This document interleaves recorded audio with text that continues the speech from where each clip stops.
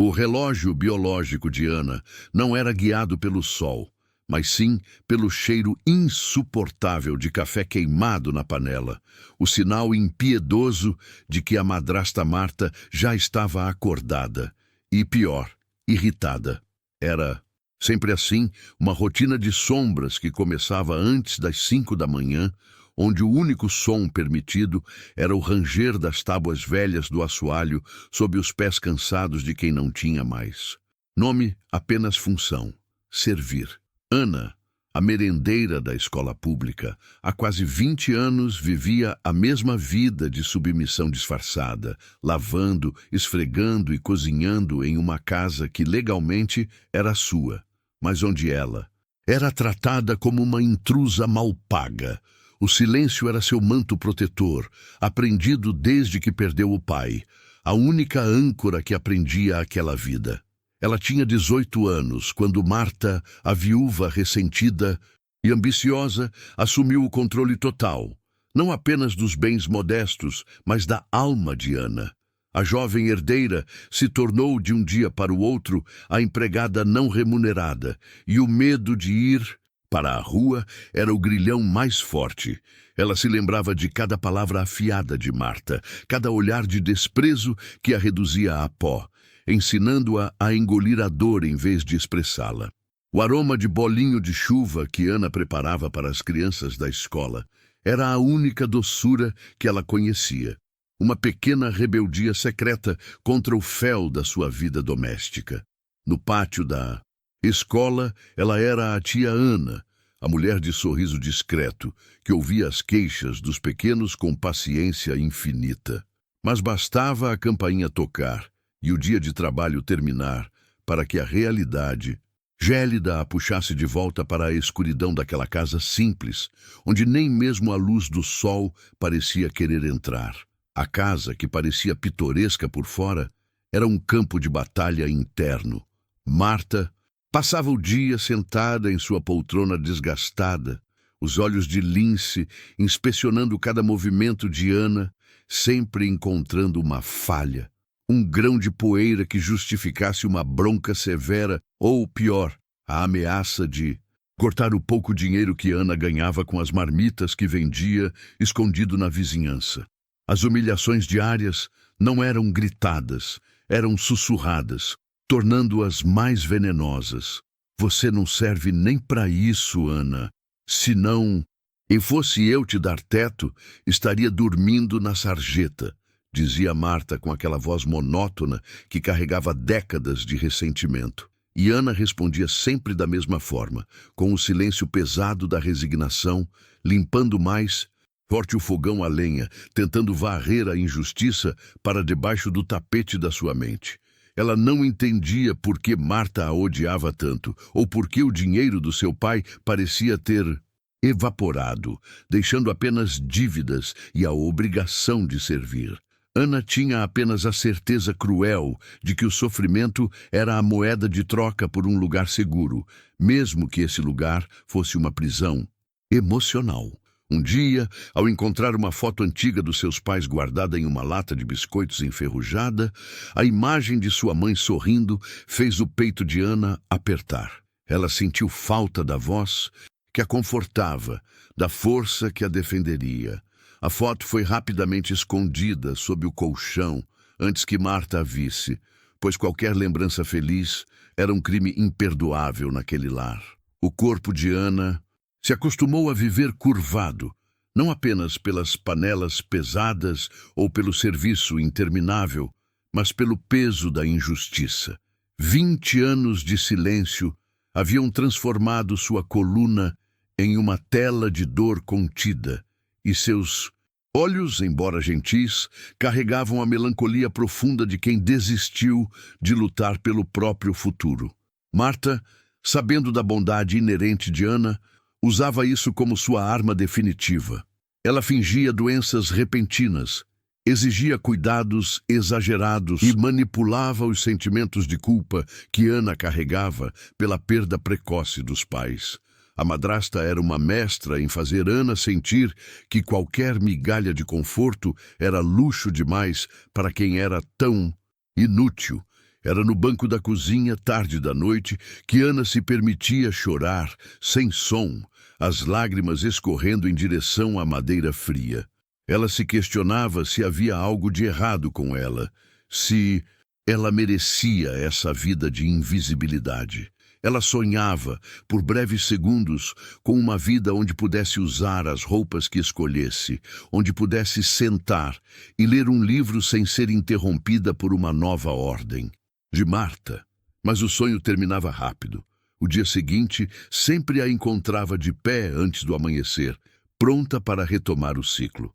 Ela acreditava firmemente que nada jamais mudaria, que estava destinada a ser a sombra de Marta até o fim dos seus dias. Essa resignação era o que a mantinha funcional, mas também o que a matava lentamente por dentro. Mal sabia Ana que a quietude de sua vida estava prestes a ser rasgada, que o destino, que ela julgava selado, estava preparando uma virada brutal. Se você sente essa dor de Ana no seu peito, se você entende a injustiça silenciosa, se inscreva agora no Corações do Passado para acompanhar como a chegada de um estranho mudaria tudo. Esse sofrimento todo estava prestes a se chocar com uma verdade que estava escondida há décadas, e a tempestade estava a apenas um passo de distância. Ana acordava todos os dias com o barulho seco do chinelo de Marta arrastando pelo assoalho de madeira, um som que não era apenas ruído, mas uma sirene que anunciava o início da exploração. A primeira ordem do dia era sempre a mesma.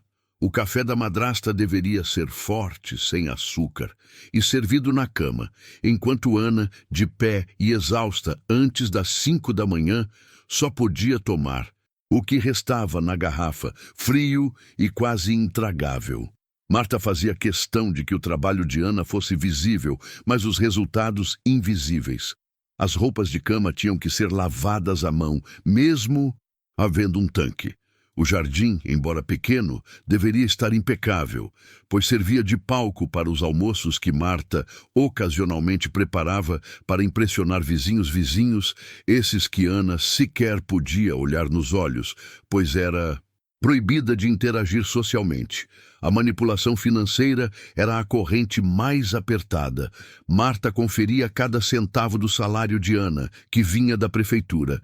Ela subtraía o valor exato que julgava devido por aluguel, luz e comida, deixando para Ana apenas o troco miúdo, o suficiente para o transporte e um sabonete barato. Qualquer tentativa de Ana de guardar um valor maior era imediatamente frustrada por Marta, que inventava despesas urgentes e inesperadas. Um dia, a crueldade atingiu um novo patamar de humilhação pública. Marta apareceu na cantina da escola bem na hora do rush, com uma expressão de falsa preocupação, alegando que Ana havia esquecido a chave de casa, fazendo questão de falar alto o suficiente para que a diretora e os outros funcionários ouvissem. Ela disse, com a voz carregada de condescendência: "Coitada da minha Ana, tenha cabeça nas nuvens. Preciso estar sempre de olho, senão ela perde tudo." Ana sentiu o rosto queimar de vergonha, forçada a abaixar a cabeça e agradecer à madrasta pela preocupação, enquanto seus colegas trocavam olhares de pena e compreensão silenciosa daquela dinâmica doentia. Marta não se contentou com isso. No mesmo dia, ela encontrou o único par de chinelos novos que Ana havia conseguido comprar com o troco guardado durante meses. Sem dizer uma palavra, a madrasta rasgou a alça dos chinelos, justificando mais tarde que Ana não precisava de luxo, apenas de obediência. Foi nesse momento, enquanto remendava o chinelo com um pedaço de barbante, que Ana sentiu uma onda rara e perigosa de raiva. Seu corpo tremeu, e por um instante fugaz, ela pensou em gritar, em confrontar, em quebrar um dos pratos de porcelana que Marta tanto prezava. Mas o medo, plantado por 20 anos de controle, sufocou o ímpeto antes que ele pudesse se manifestar. Marta parecia ter o dom de sentir quando o limite de Ana estava sendo testado. Ela se aproximou, sorrindo com a frieza de sempre, e soltou uma frase calculada para causar pânico. Sabe, Ana, as escrituras desta casa estão seguras, bem guardadas. E se você decidir quebrar as regras ou contar qualquer história sobre o que aconteceu no passado, saiba que você perde mais do que apenas a minha benevolência. A menção do passado e das escrituras era a arma final de Marta, uma ameaça velada que sempre funcionava como um cadeado. Ana sabia que por trás daquela casa humilde havia segredos enterrados, segredos que envolviam seu pai e o destino daquela propriedade. E Marta garantia que Ana sentisse a culpa por tudo que havia acontecido. Ana começou a se afastar de si mesma. Ela se via no espelho, mas a imagem parecia de uma estranha, uma mulher cansada com olhos vazios. Ela percebeu com um terror gelado que estava começando a esquecer os pequenos detalhes da voz da sua mãe, o timbre exato do riso, e essa perda sutil do afeto era mais dolorosa do que qualquer bronca de Marta. A dor física começou a se somar à dor emocional. No meio da noite, enquanto todos dormiam, Ana sentia pontadas agudas no peito, uma opressão que não era apenas cansaço muscular, mas a manifestação da alma se rendendo. Ela se perguntava quanto tempo seu corpo aguentaria viver em um estado de constante alerta e submissão. E foi em uma dessas noites curvadas sobre a pia que Ana teve um pensamento fatalista. Eu não vou sobreviver a esta injustiça se continuar assim. Mas o que mais eu posso fazer? Mal sabia ela que a resposta não viria de sua própria força, mas de um encontro improvável, de um homem que estava prestes a cruzar aquela porta. O que ele procurava? E como ele desvendaria o segredo que Marta guardava com tanto fervor? Se você está sentindo a angústia de Ana, se inscreva no canal Corações do Passado e prepare-se, porque o próximo passo da madrasta será tão cruel que quase destruirá a Ana por completo, forçando o universo a intervir.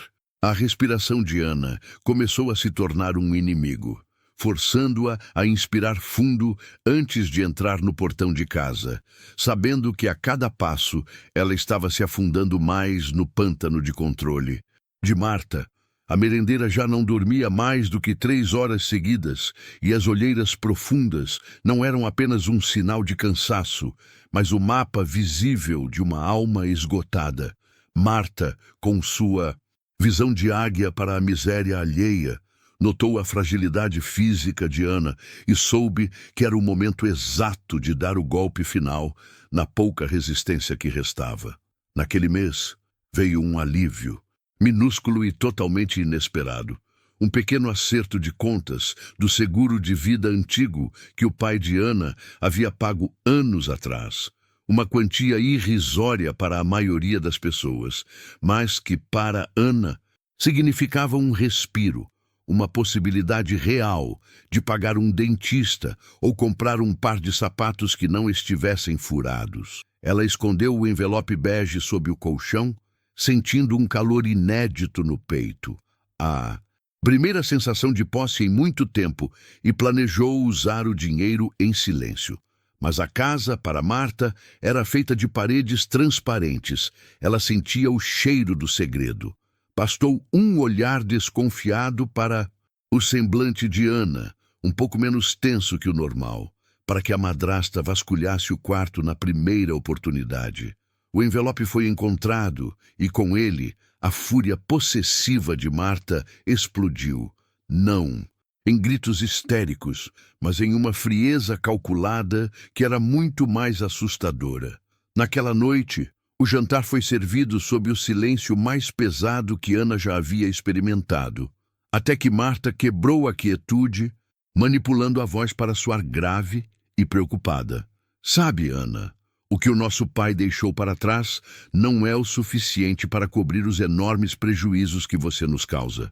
E o pior, a prefeitura nos enviou uma notificação de dívida que, se não for paga imediatamente, vai nos levar ao desespero. Ana sentiu o estômago revirar. Ela sabia que era mentira, mas a menção de prejuízos e dívida ativava seu antigo mecanismo de culpa. Marta continuou o monólogo, justificando o roubo. Tive que usar aquele pequeno valor que você encontrou. É um sacrifício, querida, mas é para salvar o teto sobre as nossas cabeças. Você deveria ser grata por eu ser tão responsável. A verdade, cruel e cortante, veio à tona dias depois, através de uma conversa casual entre vizinhas na padaria. Ana ouviu, sem querer, a fofoca de que Marta havia comprado um aparelho de som de última geração para a sala de estar, algo que ela desejava há anos. Não havia dívida, não havia notificação. Havia apenas a maldade de tirar o único recurso de emergência de Ana para satisfazer um capricho frívolo. Naquele momento, Ana percebeu que Marta não apenas a explorava para viver bem, mas que havia prazer ativo em destruir as migalhas de esperança que Ana tentava acumular. Aquele dinheiro era a chance dela de cuidar de um problema crônico de saúde que vinha ignorando. Agora, a dor e a inflamação voltariam com força total, garantindo que Ana ficasse dependente e incapaz de pensar em fuga. A injustiça, contudo, precisava de testemunhas para ser completa. Marta não se contentou em roubar o dinheiro. Ela começou a minar o último refúgio de Ana, seu emprego na escola. Ela ligava para a diretoria, alegando que Ana estava doente demais para comparecer, sugerindo que a merendeira andava distraída e que a saúde frágil poderia comprometer a higiene da cantina. Era uma campanha de difamação sutil, mas letal, feita para que Ana fosse vista como um fardo, alguém prestes a falhar. Na escola, os olhares de pena foram substituídos por uma distância profissional e cautelosa. Ana sentia o chão se abrir, percebendo que se perdesse aquele emprego, ela estaria literalmente à mercê total de Marta, sem renda e sem dignidade. A pressão se manifestou em Ana de uma forma aterrorizante. Ela teve uma crise de ansiedade tão forte enquanto preparava o arroz para o almoço da escola que suas mãos começaram a tremer incontrolavelmente. Ela teve que se escorar na bancada, respirando o vapor quente da panela, temendo que os outros notassem sua fraqueza. Seu corpo estava gritando por socorro, mas sua boca permanecia selada pelo medo. Marta, ao saber do episódio por meio de fofocas da cidade, apenas sorriu ao receber Ana em casa. Ela sabia que estava vencendo. Ela então soltou a frase que congelou o sangue de Ana. É bom você se acalmar e se comportar, porque se você for demitida por incapacidade, vou ter que vender esta casa e nos mudar para a capital. E lá, Ana, as regras serão muito mais duras. A ameaça de venda da casa, que era o último elo sentimental de Ana com a memória de seus pais, era o ponto de virada. Vender a casa significava apagar a história, e Marta deixava claro que todo o dinheiro da venda ficaria com ela, forçando Ana a uma vida de servidão sem qualquer patrimônio. Ana se viu naquele beco sem saída, prestes a perder tudo que restava, até mesmo o teto que lhe davam de favor. Ela se sentou na escada, sozinha e sem forças, sentindo que se afogaria naquele mar de injustiça. Mas como em todo bom drama do corações do passado, é quando a escuridão é total que a luz precisa aparecer.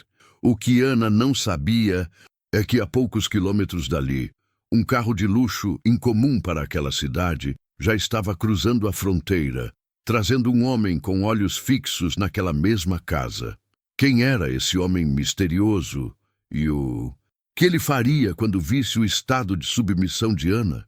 Se você está com o coração apertado, não perca a próxima parte. Se inscreva agora para não perder o momento em que a história de Ana e os segredos da casa estarão prestes a colidir. Ana estava naufragada na desesperança.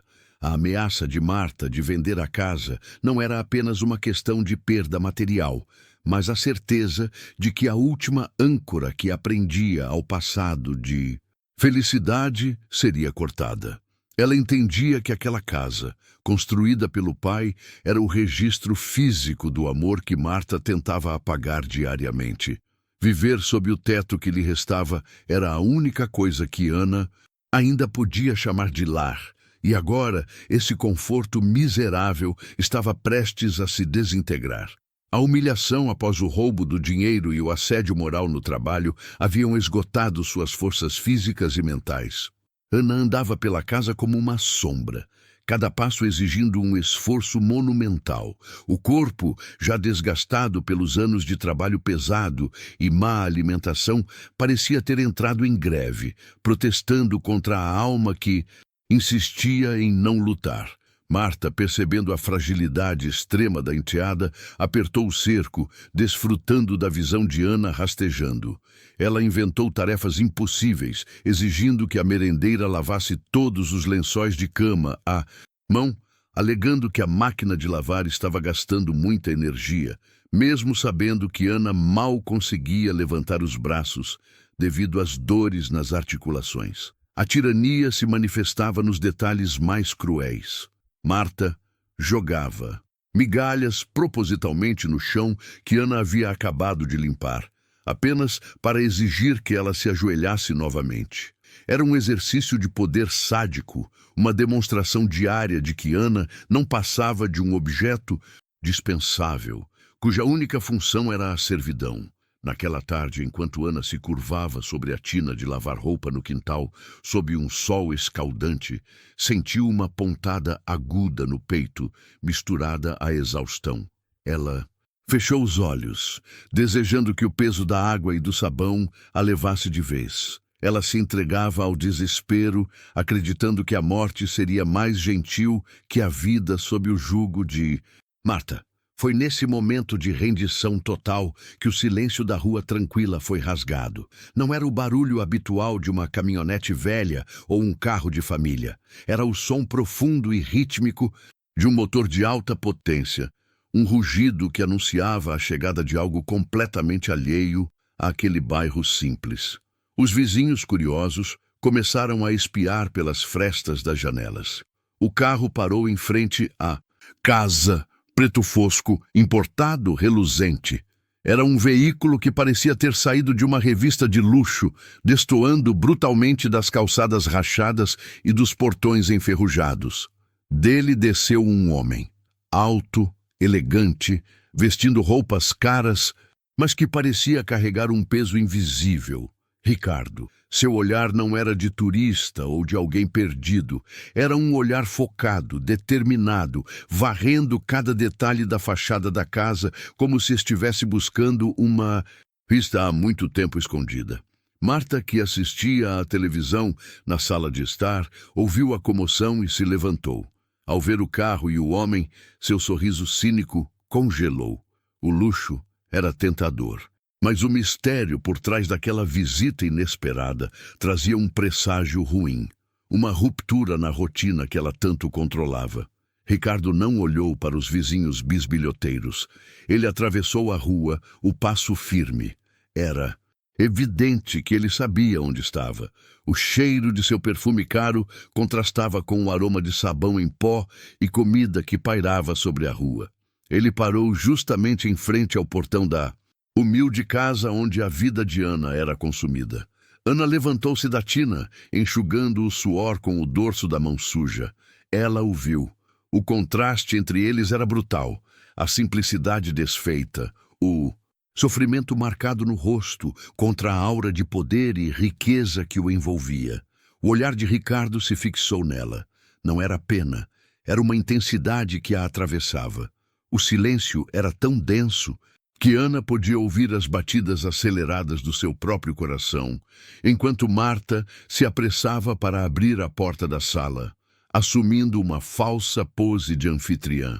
Ricardo, no entanto, ignorou a madrasta que vinha ao seu encontro e, com a voz grave que parecia ecoar segredos antigos, dirigiu-se diretamente a Ana, que estava no quintal. Ele não perguntou se Marta morava ali. Ele não perguntou sobre a casa. Ele perguntou sobre algo muito mais pessoal e perigoso. Ele disse: por que o nome da sua mãe está escrito na certidão de propriedade deste lugar? E se você, que acompanha o Corações do Passado, sentiu essa reviravolta no estômago, clique no botão de inscrição agora, porque o que Ricardo está prestes a desvendar vai explodir anos de mentiras e injustiças, e você não pode perder o momento em que a vida de Ana será virada de cabeça para baixo. A pergunta de Ricardo estilhaçou o silêncio da tarde com a força de um trovão, paralisando Ana no meio do quintal e fazendo o sorriso de Marta desmoronar em uma careta de pavor puro e, não disfarçado. A água suja da tina escorria lentamente pelas mãos de Ana, e ela sentia que o ar havia sido sugado de seus pulmões, incapazes de processar a menção à mãe e a uma certidão de propriedade que ela jamais soubera existir. Marta reagiu primeiro, com a agressividade habitual, mas com um toque novo de desespero. Ela se postou na frente de Ricardo, tentando bloquear a visão que ele tinha de Ana, com as mãos na cintura e a voz subindo de tom, acusando-o de ser um golpista, um louco, alguém que estava ali para perturbar a paz de sua casa honesta e humilde. Ricardo, no entanto, sequer desviou o olhar.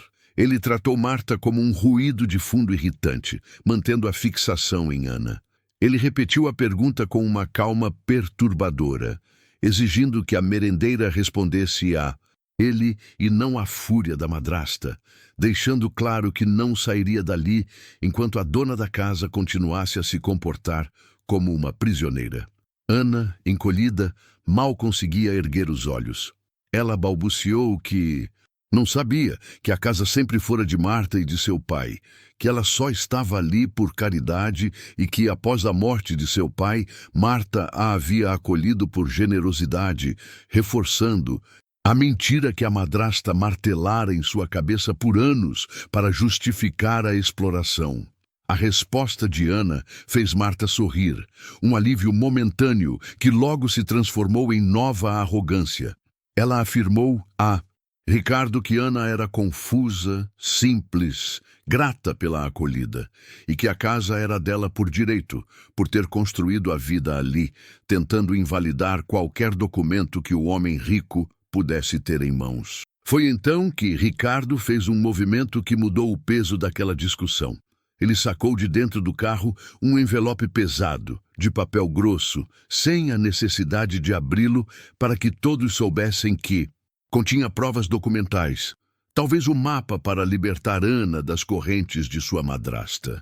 Ele olhou para o envelope e depois para Marta com uma seriedade que gelou a espinha da madrasta, revelando que ele não estava ali por acaso, mas sim por uma busca antiga que envolvia a história de sua própria família e um elo esquecido com a mãe de Ana, trazendo para o interiorano a ameaça de um passado que todos acreditavam enterrado. Ricardo não pediu para entrar.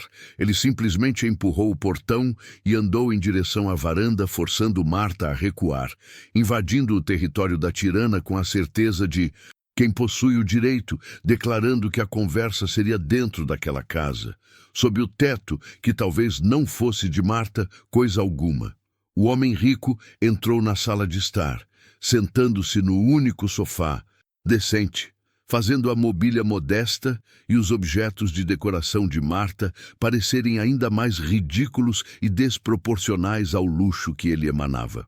A madrasta, roendo as unhas de raiva e nervosismo, ficou em pé, incapaz de ditar as regras em sua própria sala.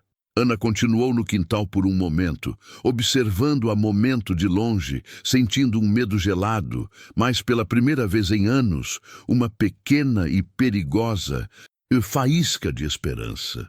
Ela viu Marta lançar-lhe um olhar de ódio e aviso mudo, uma ameaça clara de que ela deveria manter a boca fechada ou sofreria consequências terríveis. Mas Ricardo, percebendo a hesitação de Ana, a chamou. Sua voz era um comando gentil, mas irrefutável. Ele disse que, se ela quisesse saber a verdade sobre sua mãe e sobre o motivo pelo qual ele estava ali, ela deveria entrar Agora, antes que Marta tivesse tempo de inventar outra mentira sobre as origens da casa, se você está sentindo que essa injustiça precisa ser desmascarada e que o Corações do Passado merece contar a virada na vida de Ana, não deixe de se inscrever e curtir este vídeo.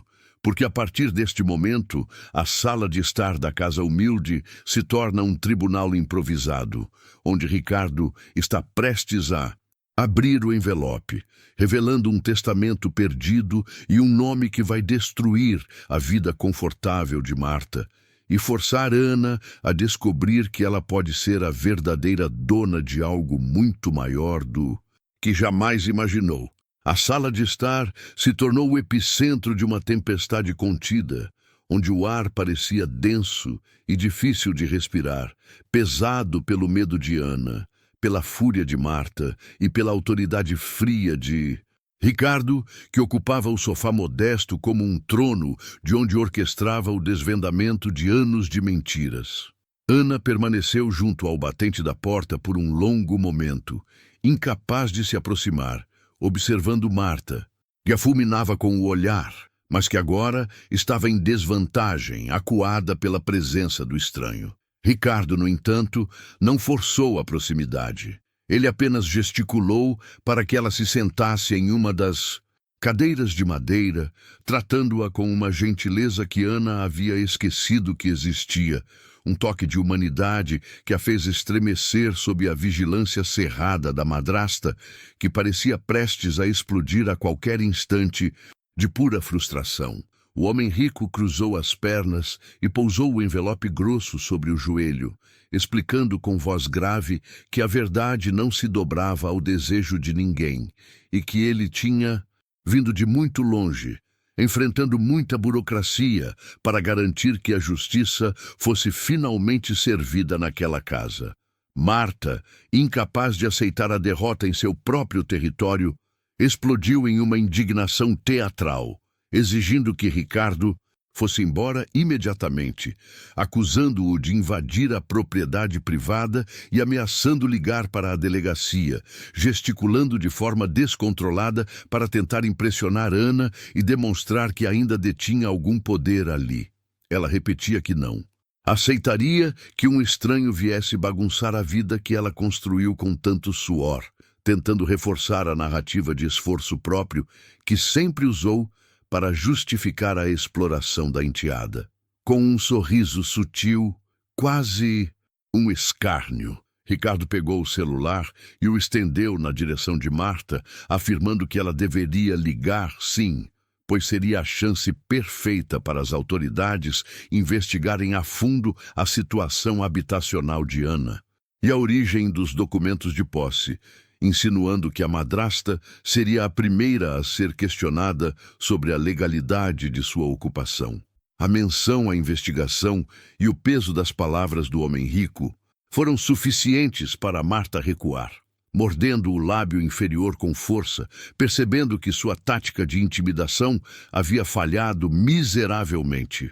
O foco da sala voltou ao envelope, aquele objeto simples que carregava o peso de uma vida inteira de sofrimento e o destino de duas mulheres. Ricardo o acariciou por um instante, como se estivesse preparando o palco para o ápice do drama, sabendo que cada segundo de espera aumentava a tensão e a retenção de quem assistia àquela disputa silenciosa e cruel.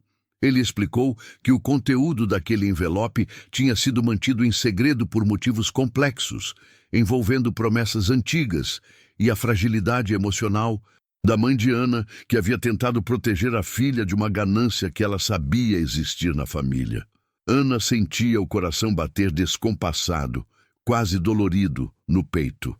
Ela olhava para o envelope e via não apenas papéis, mas a possibilidade concreta de se livrar das mãos de Marta, mas o medo de que tudo aquilo fosse uma ilusão, um novo castigo, ainda era esmagador, fazendo-a duvidar de sua própria sanidade e do direito que ela tinha de desejar a liberdade.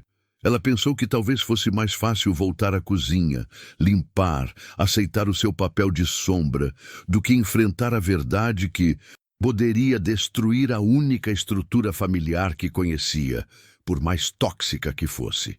Marta, notando o olhar vacilante de Ana, tentou seu último ato de manipulação, a voz baixa e melosa que ela usava apenas para enganar, lembrando Ana de como ela a tinha acolhido após a tragédia, de como ela havia sido uma mãe substituta, embora severa, e que se Ana ajudasse aquele golpista, estaria cuspindo na caridade que a madrasta havia demonstrado por tantos anos.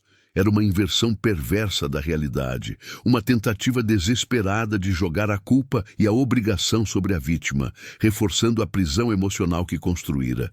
Mas Ricardo não. Deu tempo para que a manipulação de Marta surtisse efeito. Ele finalmente abriu o envelope com um rasgo seco e o som do papel sendo separado pareceu ecoar na casa inteira, revelando documentos amarelados pelo tempo, com selos e assinaturas notariais indiscutivelmente autênticos e pesados de significado. Ele pegou o documento principal, desdobrando-o lentamente, expondo a caligrafia antiga e formal que continha a verdade sobre a propriedade onde Ana havia sido explorada por décadas.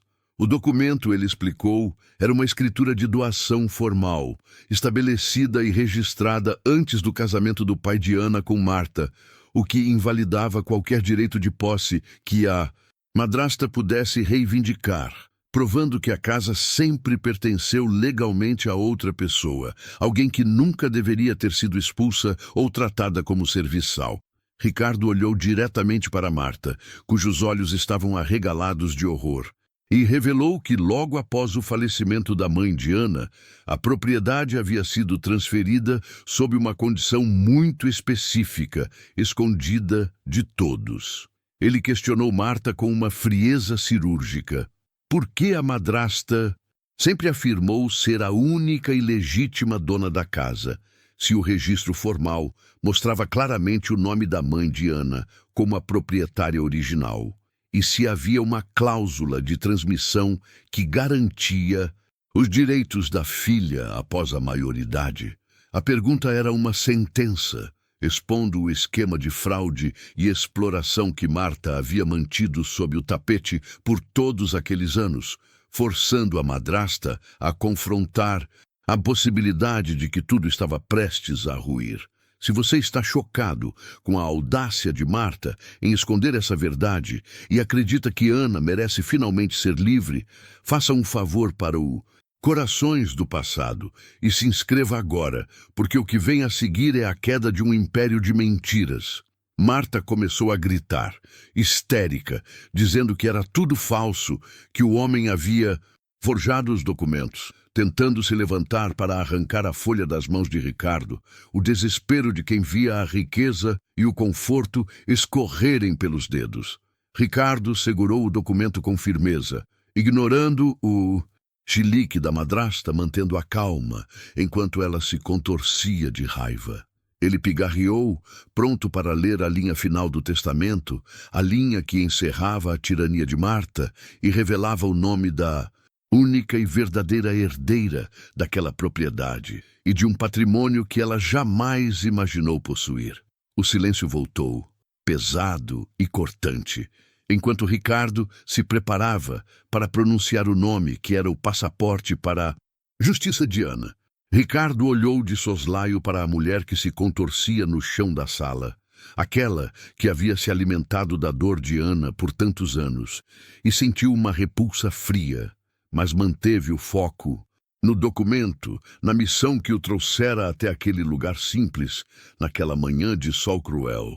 Ele pigarreou novamente, um som que quebrou o silêncio histérico que Marta tentava impor, e ergueu a voz. Não, mas para confrontar, mas para formalizar a verdade, para que Ana finalmente pudesse ouvir a história de sua vida pelas palavras de sua mãe e não mais pelos gritos de sua algoz. Ana estava paralisada, as lágrimas secas pelo choque, observando cada movimento de Ricardo, cada dobra do papel que continha a chave para a liberdade ou a confirmação final de que tudo era um engano cruel. Sua mente girava com a lembrança da mãe, de como ela era frágil, mas de como seu olhar, pouco antes de partir, carregava uma determinação silenciosa, uma promessa não dita de que Ana estaria segura, uma promessa que Marta havia feito questão de quebrar dia após dia. Ela se perguntava se a mãe sabia da ganância de Marta, se ela havia lutado contra a sombra que se aproximava e se aquele documento era sua última e desesperada tentativa de proteger a filha. O homem rico desdobrou a folha de papel mais uma vez, o cheiro de arquivo antigo preenchendo o ar pesado, e começou a ler a cláusula específica que tratava da sucessão da propriedade, confirmando o que ele já havia insinuado. A casa, o terreno e toda a pequena propriedade rural, o sítio que Ana limpava e cuidava como empregada, havia sido transferida legalmente para seu nome no dia de seu 18º aniversário, garantindo que o teto sob o qual ela vivia e trabalhava era, de fato, dela. Marta soltou um gemido estrangulado, caindo de joelhos, porque aquele não era apenas o fim da posse da casa, era a prova de que ela havia mentido para Ana por mais de 20 anos, forçando a enteada a pagar aluguel com o próprio suor por um lugar que já era seu de direito, uma injustiça que superava a exploração financeira, entrando no campo da crueldade psicológica pura, mantendo a vítima em um estado perpétuo de subserviência. Mas o golpe não parou ali. Ricardo continuou a leitura, e o som de sua voz séria parecia rasgar as camadas de mentiras, revelando que a mãe de Ana, prevendo os problemas futuros, havia providenciado mais do que apenas a casa. Havia um patrimônio considerável, fruto de um investimento que o pai de Ana havia feito antes de se casar com Marta, um fundo de garantia que deveria ser administrado em favor da filha até que ela atingisse a maturidade para gerenciar a herança. O silêncio foi quebrado por um novo suspiro de Ana, porque, ao lado da cláusula de herança, estava o nome da pessoa designada para ser a guardiã desse fundo, o executor testamentário, o único homem de confiança que a mãe de Ana havia encontrado para garantir que a fortuna de sua filha fosse preservada. O nome de Ricardo estava ali, em tinta desbotada, provando que ele não era apenas um homem rico aleatório, mas sim um amigo da família com uma missão de anos. Se você está sentindo a virada desse destino e a justiça começando a ser feita para Ana, você precisa se inscrever no canal Corações do Passado agora, para não perder o final épico dessa história de redenção. Marta, compreendendo finalmente a verdadeira identidade de Ricardo, e que ele não era um golpista, mas o executor legal que ela havia evitado por décadas, tentou rastejar para a porta, sua coragem se esvaindo em um medo profundo e desesperado. Ricardo, entretanto, impediu qualquer fuga, dando um passo à frente e explicando o que havia ocorrido. Ele havia passado anos tentando localizar Ana, mas Marta, após o falecimento do marido, havia falsificado documentos e mudado o endereço legal da propriedade, tornando a busca impossível, impedindo o acesso à sua pupila e, o mais grave, acessando indevidamente parte do patrimônio que deveria ser intocado. O impacto disso atingiu Ana como um trovão. Ela não era apenas dona da casa, mas havia um dinheiro, uma fortuna esperando por ela. E ela havia passado 20 anos sendo explorada como merendeira e faxineira, vestindo roupas velhas, comendo restos, enquanto Marta usava o que era dela para sustentar uma vida de conforto e autoridade, forçando Ana a viver na miséria enquanto era, tecnicamente, uma mulher de posses. A dor da injustiça era física. Ricardo confirmou que, ao conseguir localizar Ana através da escola onde ela trabalhava, ele não apenas iniciou o processo de recuperação da propriedade, mas também abriu um processo de prestação de contas judicial contra Marta, solicitando a investigação de Todos os saques e movimentações financeiras feitas em nome da herança de Ana nos últimos anos, e que a polícia já estava a caminho daquela casa.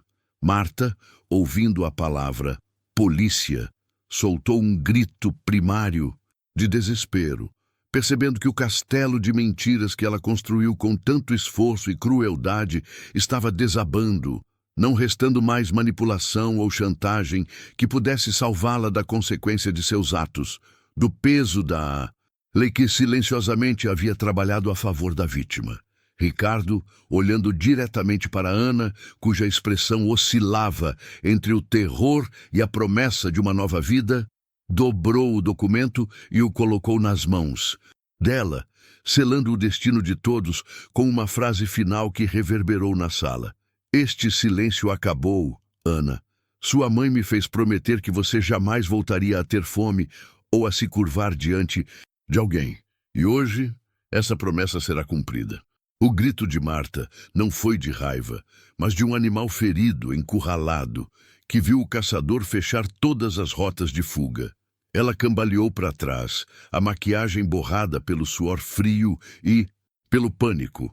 E em seu desespero final, atirou toda a sua fúria contra Ana, tentando uma última manipulação, berrando que Ana era uma ingrata, uma criança mimada que sempre teve o melhor e agora ousava virar as costas para a única família que lhe restara após a morte de seus pais. Uma mentira tão grotesca que ecoou na sala como um trovão cômico. Ela tentou alcançar Ana, as mãos estendidas, em um gesto que parecia uma súplica, mas que era, na verdade, a tentativa instintiva de segurar o braço da enteada para chicoteá-la com palavras, como havia feito por mais de 20 anos. Mas o corpo de Ana não reagiu mais com o medo habitual. A merendeira permaneceu imóvel, os olhos fixos na madrasta, mas era um olhar frio e distante, como se estivesse vendo Marta não como uma figura de autoridade, mas como um objeto patético e quebrado. Ana sentia a terra firme sob seus pés pela primeira vez em décadas. O pedaço de papel na sua mão era mais do que um título de propriedade. Era a certidão de óbito da sua submissão, a prova de que tudo o que ela aceitou como destino era, na verdade, uma prisão forjada pela maldade e pela ganância, e a dor de saber que ela lavou o chão da sua própria casa, pagou o próprio aluguel e comeu os restos da comida que ela mesma comprou, causou uma náusea intensa que subiu por sua garganta. Ricardo, percebendo que a batalha agora era puramente emocional, colocou-se levemente à frente de Ana, uma barreira silenciosa e robusta contra a toxicidade de Marta, e com a voz calma, mas inabalável, cortou a tentativa de manipulação da madrasta, lembrando-a de que as leis não se importam com falsos sentimentos, apenas com documentos assinados, e que, enquanto Marta falava de ingratidão, ele tinha provas de apropriação indébita e fraude. O ar na sala ficou tão pesado que parecia esmagar Marta, que finalmente percebeu que seu público havia mudado. Ana deu um passo para a frente, o movimento pequeno, mas carregado de uma significância monumental, e a primeira coisa que ela fez foi deixar cair no chão o esfregão que ainda segurava, desde que havia começado a limpeza matinal, o som abafado da fibra caindo na madeira simbolizando o abandono definitivo do papel de serva. E então Ana falou. Sua voz, usada por anos apenas para murmurar "sim" ou "já fiz, madrasta", saiu baixa, arrastada pelo choro que estava finalmente permitido, mas incrivelmente clara. Você nunca foi minha família. Você me fez acreditar que eu não valia nada, que eu era um fardo, que o seu teto era uma caridade que eu deveria pagar com o meu trabalho. Mas era o teto da minha mãe, era o meu teto. Se você está sentindo o poder dessa voz finalmente se libertando das correntes da madrasta, pare um segundo e se junte à nossa comunidade de justiça. Inscreva-se no Corações do Passado para acompanhar esse momento épico até o fim. Marta engasgou, aterrorizada não pela voz de Ricardo, mas pela voz da merendeira que ela havia silenciado com tanta crueldade, e tentou responder com um desprezo, mas as palavras não vieram, apenas um som agudo de choque. Ana continuou, e cada frase era um tijolo de ressentimento que ela estava finalmente jogando fora, lembrando Marta de todas as pequenas crueldades diárias. Você me fazia comer o resto do pão amanhecido enquanto eu via a sua mesa farta. Você jogou fora o último porta-retrato da minha mãe porque disse que a cara dela era de miséria. Você me roubou, Marta. Não só o dinheiro, você me roubou a dignidade. Ricardo apenas observou, permitindo que Ana exercesse sua recém-descoberta liberdade, sabendo que aquele confronto era essencial para curar a ferida de anos. E só interveio quando viu Marta tentar se levantar para fugir, apontando para o celular na mesa, onde a chamada para a polícia ainda estava ativa, informando que a viatura estava a minutos dali e qualquer resistência seria considerada obstrução à justiça. Ana, enxugando uma lágrima que escorreu pela sua bochecha, virou-se para a madrasta e fez o que jamais ousaria fazer antes. Deu uma ordem. Você vai sentar-se naquela mugadeira e esperar o que merece. Você não vai tocar em nada. Eu sou a dona desta casa e você não é mais nada aqui. Marta, sem forças para lutar, sem credibilidade para manipular e sem coragem para confrontar o peso da lei que se aproximava, desabou na cadeira mais próxima, o rosto cinzento e vencido, assistindo à merendeira, a quem ela havia forçado a servir até o café, tomar posse física e moral do espaço. A inversão de poder foi total, esmagadora e justa. O silêncio voltou à casa humilde, mas era um silêncio diferente, não mais opressor, mas de expectativa, de finalização. E, enquanto Ana olhava para o documento que a fazia livre e rica, o som distante das sirenes começou a rasgar o ar da tarde interiorana, anunciando que a justiça finalmente havia chegado. Mas o que aconteceria com Ana depois que Marta fosse levada? A liberdade repentina pode ser tão assustadora quanto a prisão, e o caminho para o futuro ainda guardava surpresas que você precisa ver.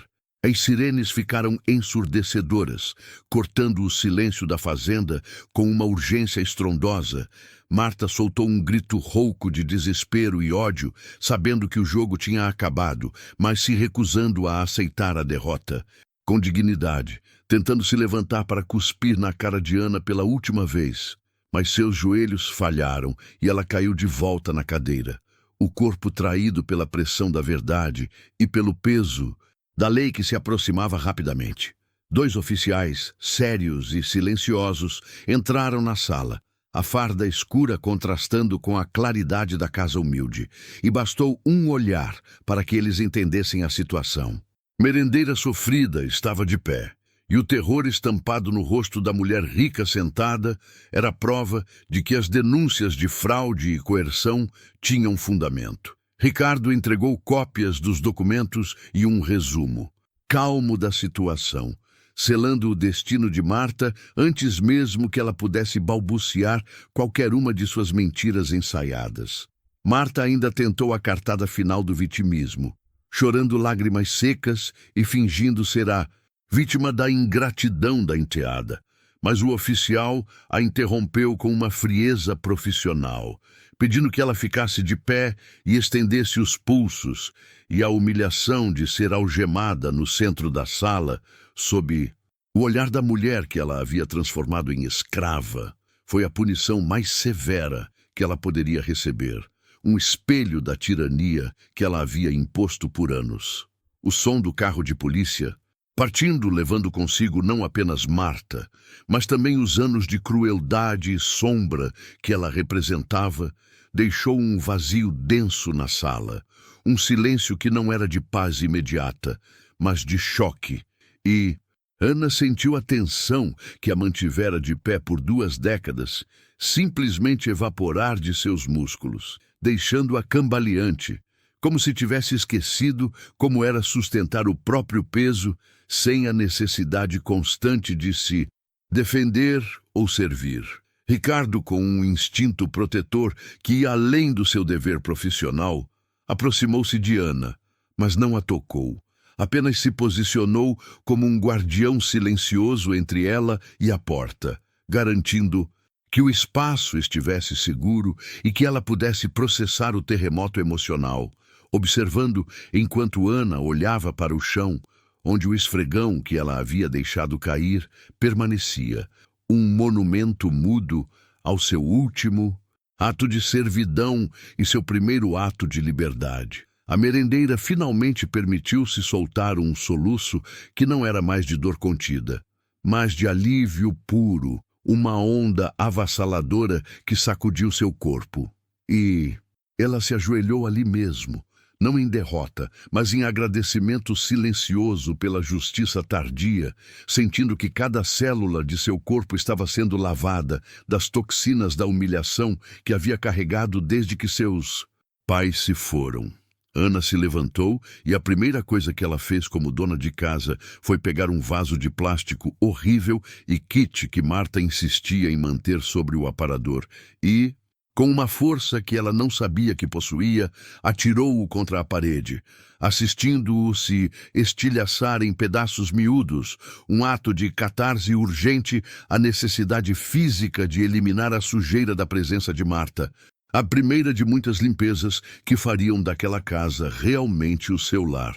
Ricardo, vendo a necessidade dela em reaver o espaço, ajudou-a a recolher os cacos, mas logo mudou o tom da conversa para o futuro, explicando com clareza que o inventário de seus pais, que havia sido congelado e depois roubado, não só havia sido recuperado, mas o valor do seguro de vida somado aos bens da propriedade rural garantiam a Ana uma independência financeira absoluta, uma quantia que ela jamais teria que trabalhar novamente se não quisesse, um fato que a deixou paralisada.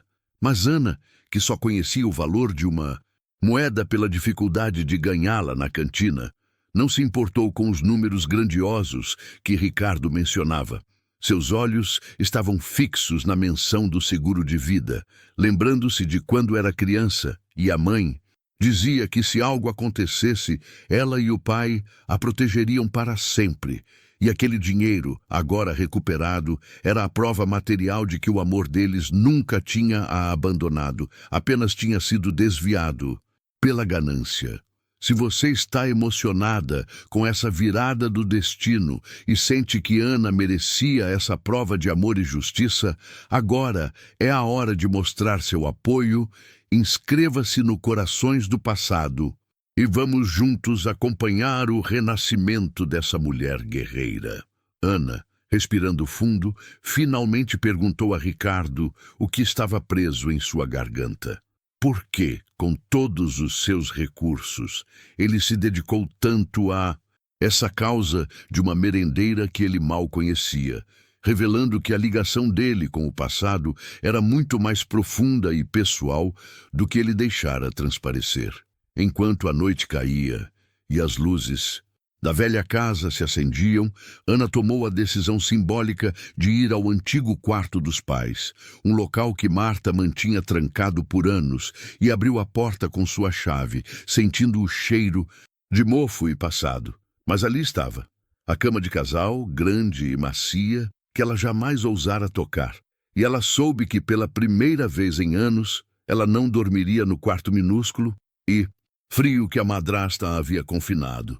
O destino de Marta estava selado, a casa estava limpa e a herança estava garantida, mas o destino de Ana, agora livre, ainda dependia de uma última e crucial revelação. Porque Ricardo, o homem rico e misterioso, havia aparecido exatamente naquele momento, carregando segredos de família que ligavam seu próprio passado ao sofrimento de Ana. Uma virada que prometia mudar tudo mais. Uma vez, expondo uma verdade que faria seu coração disparar. O ar na sala parecia mais leve, mas a pergunta de Ana pairava pesada, cheia de gratidão e confusão. Por que ele havia se dedicado a ela com aquela intensidade que transcendia a lei? Ricardo. Levou a mão ao bolso interno do paletó caro e puxou um pequeno lenço de seda que, pela primeira vez, desde que chegou àquela cidade, ele usou para secar o suor frio na testa, tirando o peso da máscara de advogado e, finalmente, assumindo o papel de homem com alma. Ele não respondeu imediatamente, deixando que o silêncio preenchesse o espaço onde antes reinava a opressão de Marta. E quando finalmente falou, sua voz era baixa, quase um segredo compartilhado. Eu não vim a esta cidade atrás de um caso de justiça simples, Ana. Eu vim te procurar, porque o meu passado e o seu estão conectados por uma dívida de honra que jamais poderia ter sido esquecida. Ricardo revelou que seu pai, anos atrás, havia estado à beira da ruína financeira e pessoal, destruído por um golpe sujo de sócios sem escrúpulos, e foi José, o pai de Ana, que com sua honestidade rara e um empréstimo sigiloso de todo o seu capital de risco, salvou a família de Ricardo de perder tudo, garantindo que ele e seus irmãos tivessem uma chance de crescer com dignidade. Meu pai me ensinou que a maior herança não é a material, mas a gratidão, e ele sempre me disse, se um dia a filha de José precisar de qualquer coisa, você estará lá não como advogado, mas como o guardião de uma promessa antiga. Ricardo confessou, explicando que após a morte trágica de José e da mãe, de Ana, ele tentou rastrear o inventário, mas a ação rápida e nefasta de Marta havia dificultado o acesso aos documentos por anos, até que uma pista no cartório central lhe permitiu finalmente seguir o rastro. Ana, de pé diante dele, sentiu as lágrimas voltarem, mas desta vez não eram lágrimas de tristeza, e sim a confirmação de que o homem que a criou era, de fato, um gigante de caráter, e que a bondade dele tinha ramificado e voltado para protegê-la no momento mais sombrio de sua vida. Uma verdade que encheu o vazio deixado pela exploração de Marta, com a prova incontestável do amor paterno que a alcançava através do tempo. O advogado continuou, revelando uma camada ainda mais íntima de sua motivação. Quando eu finalmente soube onde você estava, eu não agi de imediato, e eu te observei de longe, na cantina da escola, e vi a maneira como você tratava aquelas crianças, o seu silêncio digno diante da dor, e percebi que você não era apenas a filha do meu benfeitor, mas uma mulher rara que merecia toda a felicidade do mundo. Ricardo então se aproximou, deixando clara a linha tênue que separava o dever profissional do sentimento pessoal, e lhe disse que o trabalho legal estava concluído, que Ana era livre e rica, mas que se ela o permitisse, ele não queria mais ir embora, pois a busca pela justiça dela havia revelado a ele um destino que ele sequer sabia que procurava, um destino ligado à simplicidade e profundidade daquela merendeira que ele resgatara. Ana estava inundada, seu coração, endurecido por anos de servidão, tremia diante da possibilidade de ser vista e amada por quem realmente era e não por aquilo que poderia oferecer.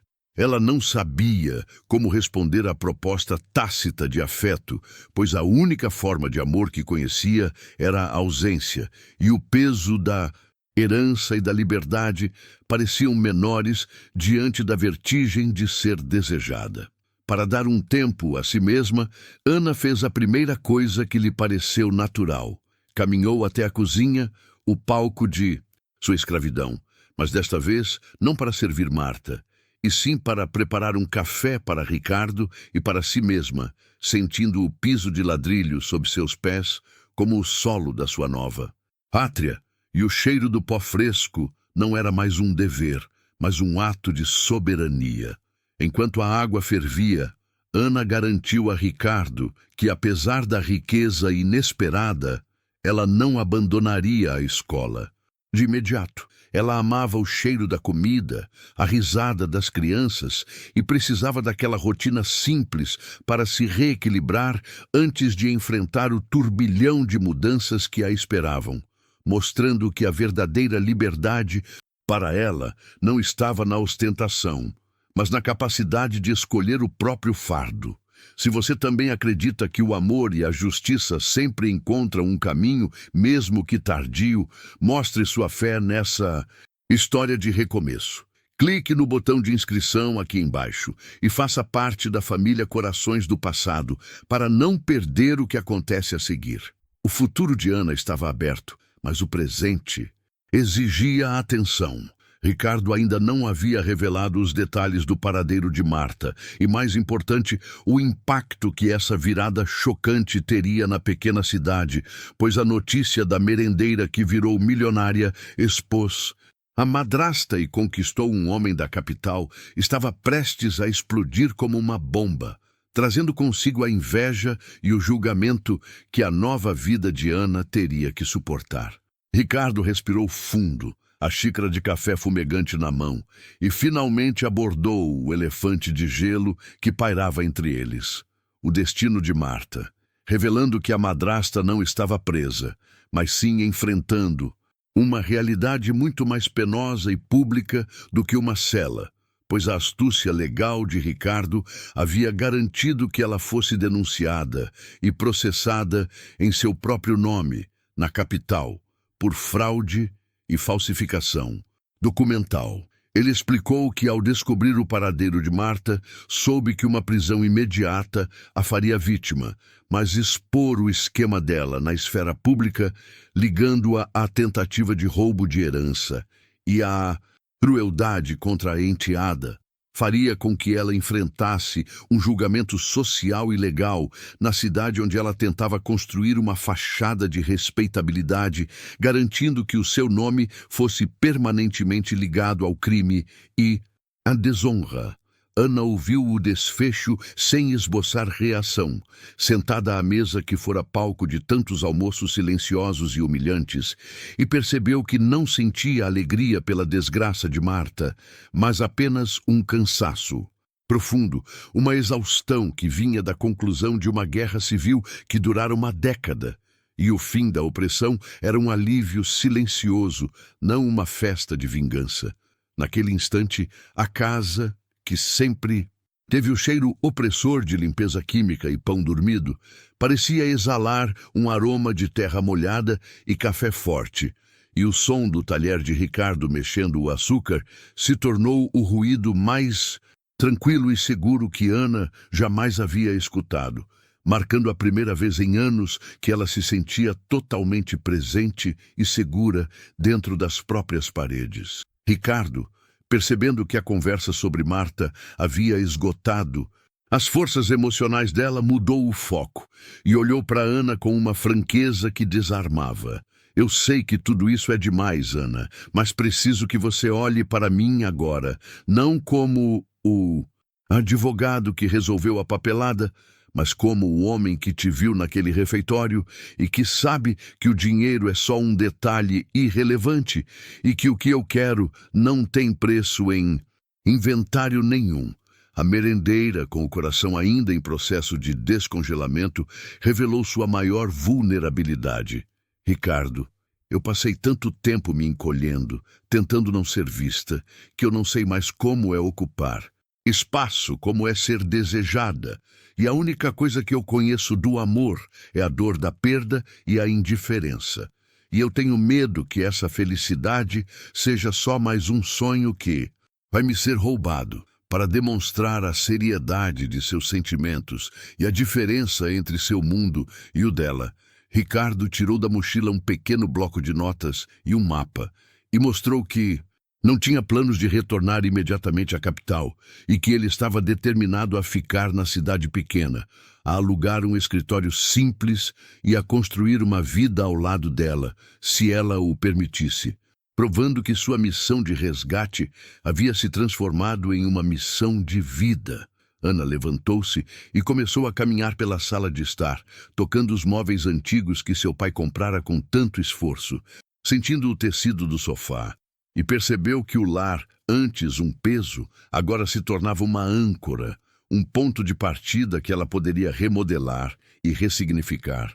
E decidiu que a primeira coisa que faria Seria doar todos os objetos que Marta havia trazido para dentro daquelas paredes, limpando simbolicamente a mágoa.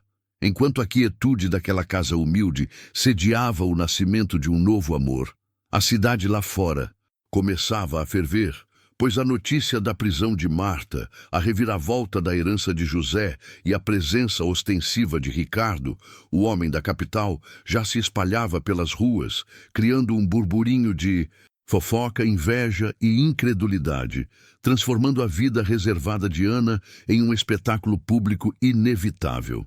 Ricardo alertou Ana sobre o que estava por vir. Você vai ser o assunto principal da cidade por semanas, Ana. A merendeira que virou dona do mundo. E haverá quem tente se aproximar e quem critique sua sorte, e nós precisamos estar prontos para isso, mostrando que a liberdade recém-conquistada viria acompanhada do peso do julgamento alheio. Ana concordou, sentindo que o próximo desafio não seria mais a exploração da madrasta, mas sim a batalha contra a opinião pública. E ela sabia que, pela primeira vez, não precisaria enfrentar o mundo sozinha, pois a mão firme e o olhar sincero de Ricardo eram um escudo que ela nunca imaginou possuir. Se você está torcendo para que Ana tenha coragem de aceitar esse novo amor e enfrentar a cidade de cabeça erguida, demonstre seu apoio clicando no curtir e se inscreva no canal Corações do Passado para ver o que o destino ainda reserva para a merendeira mais rica do interior. Pois o sino da porta tocou naquele momento e uma sombra parou na entrada.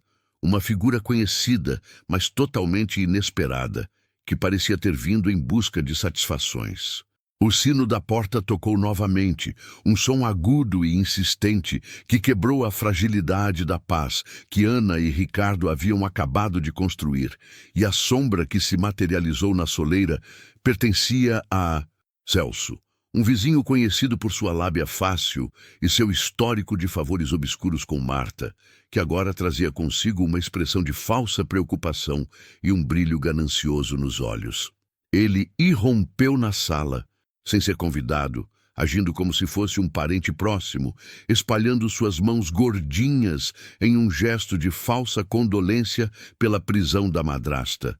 Mas era óbvio que ele estava ali apenas porque o cheiro do dinheiro de José havia finalmente se tornado palpável na pequena cidade. Celso começou sua investida com um tom lamentoso, dizendo que vinha em nome da justiça e da moralidade, alegando que Marta lhe devia uma quantia considerável de dinheiro referente a uns negócios mal explicados, e que agora que Ana era a única herdeira, era seu dever moral liquidar aquela dívida numa tentativa descarada de extorsão que ignorava completamente a década de exploração que a merendeira havia sofrido sob aquele teto. O vizinho oportunista ainda teve a audácia de insinuar que, se Ana fosse razoável e pagasse o valor, ele garantiria que a reputação dela e de seu falecido pai permanecessem intocadas perante a vizinhança, numa ameaça velada que ele pensava ser suficiente para dobrar a vontade da frágil merendeira. Mas Celso não estava falando com a Ana de semanas atrás. Ele estava encarando a dona da casa, uma mulher que acabara de limpar o passado e que tinha a proteção silenciosa e séria de Ricardo, o homem que fazia com que ela se sentisse como um pilar. E ela não se encolheu, não desviou o olhar, apenas cruzou os braços sobre o peito e esperou, deixando que o silêncio e sua postura firme fizessem a maior parte do trabalho, forçando o vizinho a se sentir desconfortável e desrespeitoso. Ana sentiu a raiva fria e justa percorrer seu corpo, não a dor submissa de antes, mas a indignação de quem finalmente entendia o próprio valor. E ela se preparou para falar, mas Ricardo se adiantou, colocando-se estrategicamente entre ela e o invasor. Ricardo, com a calma calculada de um predador, dirigiu-se a Celso com uma voz que não admitia réplicas, afirmando que já estava ciente de toda a relação que o vizinho mantinha com Marta, inclusive os esquemas menores de fraude fiscal e manipulação de documentos de propriedade, e deixou claro que qualquer tentativa de importunar Ana ou de reivindicar valores seria tratada não apenas como extorsão, mas como obstrução de justiça, pois o advogado tinha em suas mãos um dossiê completo que faria Celso companhia a Marta na detenção. O choque no rosto do vizinho foi instantâneo, pois ele jamais imaginou que o homem da capital, o ricaço de terno, teria ido tão fundo nos podres daquela pequena comunidade e percebeu que havia mordido mais do que podia mastigar. Em um piscar de olhos, Celso se transformou de acusador em súdito, gaguejando desculpas esfarrapadas e alegando um mal-entendido, tentando recuar o mais rápido possível debaixo do olhar de aço de Ricardo e da nova e perigosa serenidade de Ana, que finalmente parecia ter domínio sobre sua própria vida e sobre a porta de sua casa. E o vizinho, vendo que não havia mais espaço para a exploração, saiu cambaleando e prometendo que nunca mais voltaria a importunar a nova proprietária. A porta se fechou com um clique definitivo, e o som parecia um ponto final na longa e humilhante fase de submissão de Ana, marcando o fim de uma era onde qualquer um podia entrar e exigir pedaços de sua dignidade. Ana respirou fundo, e Ricardo a abraçou por trás, permitindo que ela sentisse o alívio esmagador daquele pequeno triunfo.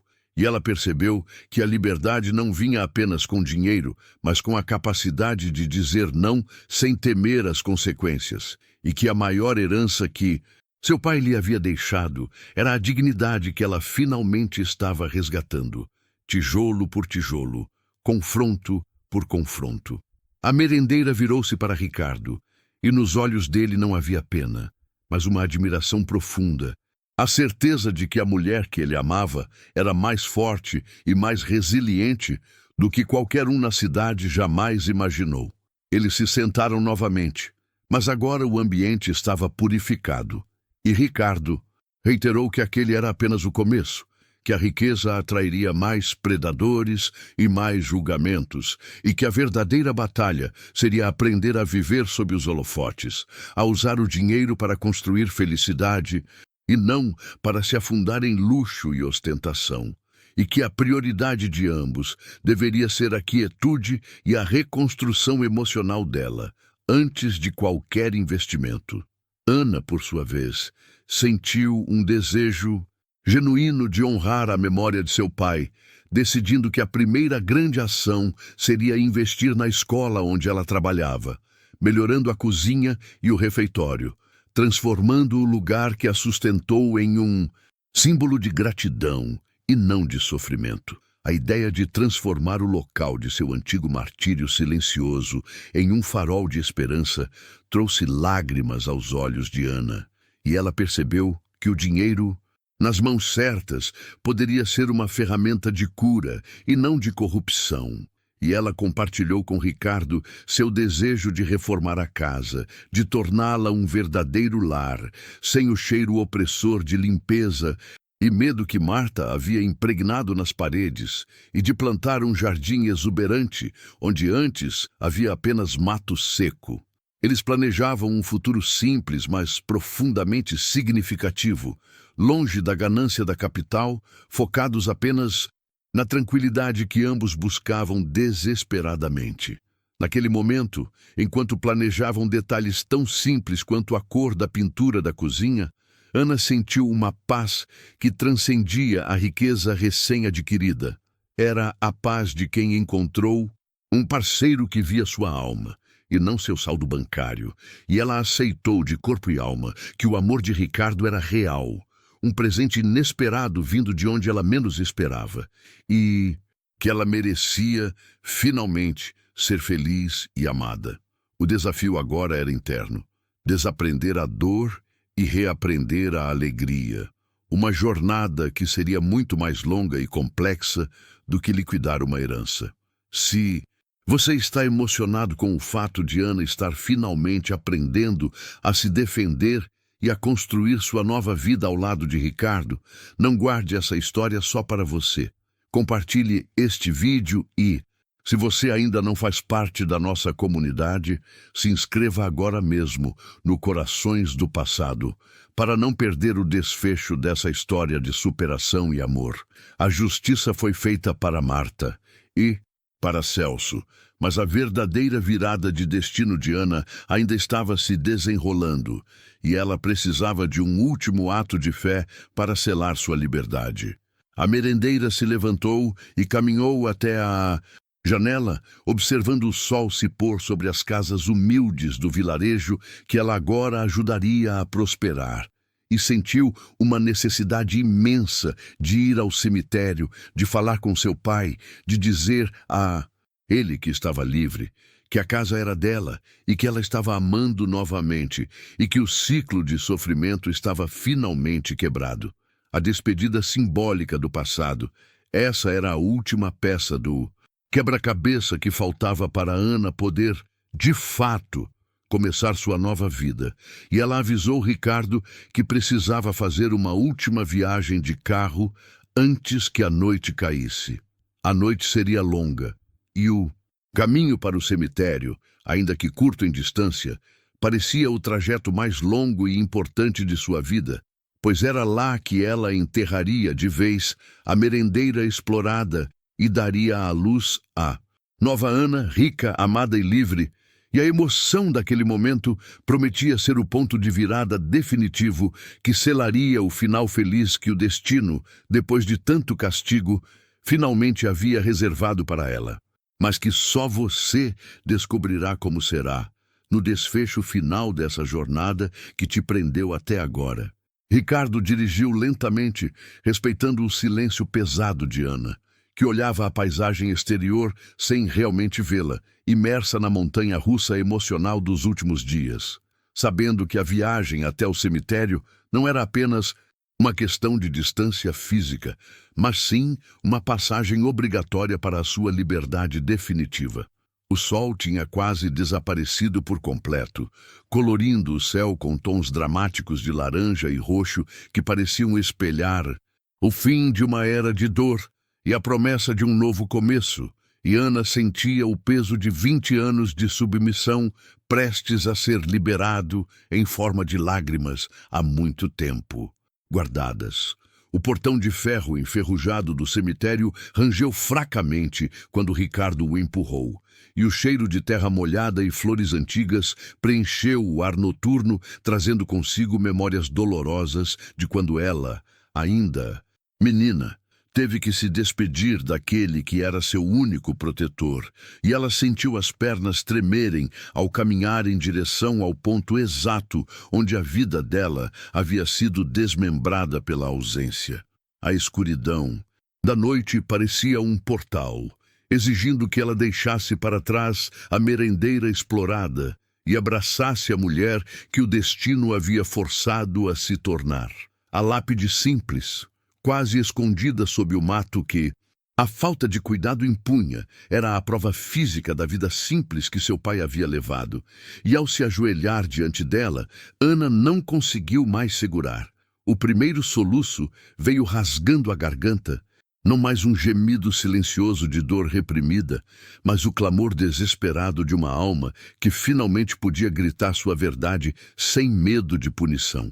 Ricardo parou a uma distância respeitosa, deixando a merendeira ter o seu momento mais íntimo e necessário, compreendendo que aquela era a sua verdadeira despedida.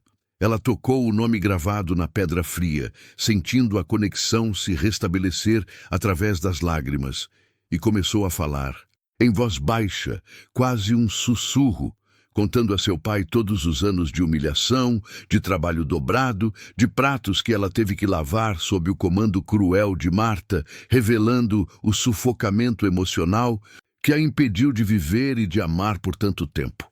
Cada palavra dita era uma corrente partida, um grilhão que se soltava, e o ar ao seu redor parecia vibrar com a intensidade daquela confissão tardia.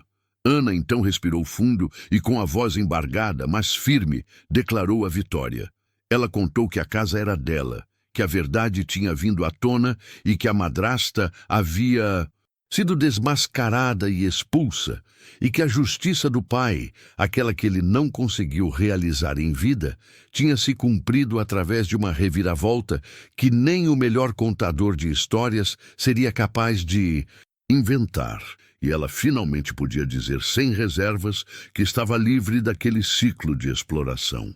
Mas a maior revelação, aquela que selaria sua paz, foi a respeito de Ricardo. Ela contou sobre o amor que havia surgido no meio do caos, sobre o homem que a enxergava além do avental manchado de gordura, que via a força e a bondade em seu coração, e pediu de forma silenciosa a bênção de seu pai para seguir em frente, para finalmente permitir-se a alegria e o afeto que lhe foram roubados durante a juventude, e prometeu honrar o legado dele, usando a riqueza para o bem, começando pela reforma da escola.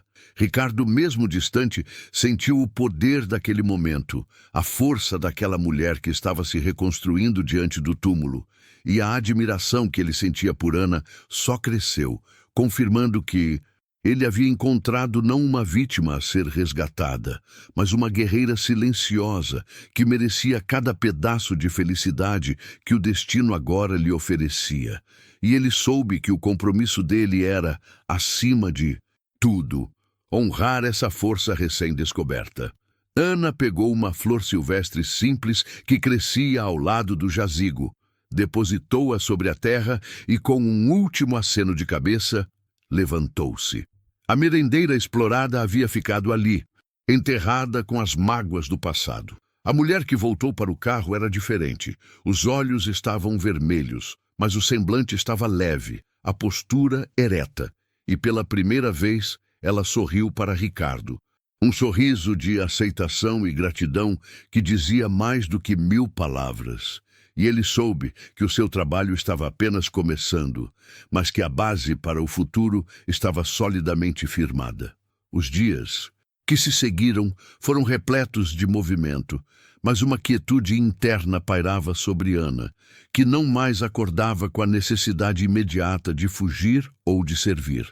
A primeira grande ação foi a visita oficial à escola, onde ela anunciou a doação para a construção de uma cozinha e um refeitório novos, transformando o lugar de seu antigo martírio em um centro de esperança e nutrição para centenas de crianças. Ela e Ricardo começaram a reformar a casa imediatamente, derrubando paredes que pareciam conter os gritos abafados de Marta, trocando os azulejos frios por cores quentes e aconchegantes, e plantando um jardim exuberante que se tornou o reflexo da alma de Ana, renascido, forte e cheio de vida, sem a necessidade de ostentação, apenas o desejo de um lar verdadeiro e acolhedor.